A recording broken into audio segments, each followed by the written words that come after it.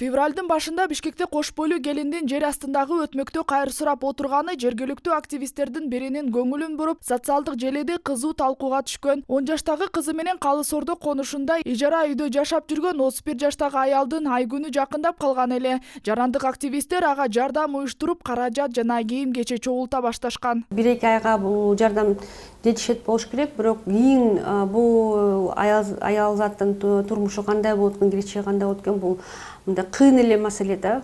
Себеби мындай аял заттар негизи Кыргызстанда аз эмес.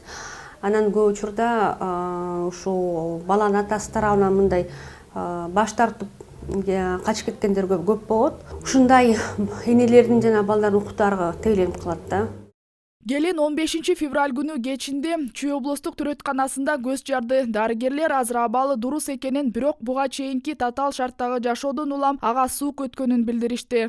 11 февралда аябай эки бүйрөгү катуу ооруп, чыдабай келип скорый менен түшкөн. Урологко көрсөттүк, УЗИ жасадык, болгон анализдердин баарын алып, аябай острый воспалительный процесс болуп келди. Өзүнүн абалы жакшы боло баштагандан кийин төрөттү баягы кичине вызывать этип туруп, 15 күнү саат 9да кыз төрөдү 290 грамм.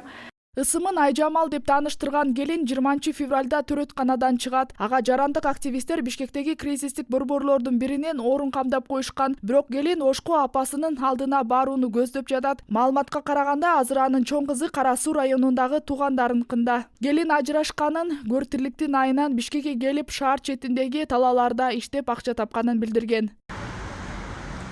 Каарманыбыз Айжамал сыяктуу турмуштун кыйынчылыгын көргөн адамдардын саны 9000ден ашат. Бул жарандар атайын адистерден юридикалык, медициналык, социалдык жана психикалык жактан жардам алуу үчүн кайрылган. Алардын 3,5 миңин эркектер түзсө, 5,5 миңин аял заты түзөт. Мындай маалыматты Улуттук статистика комитетинен билдиришти. Ал эми кризистик борборлорго жайгаштырылган аялдардын саны жылдан жылга өскөнү байкалат. 2015 жылы алар 597 болсо, 2016 жылы 668ге жеткен.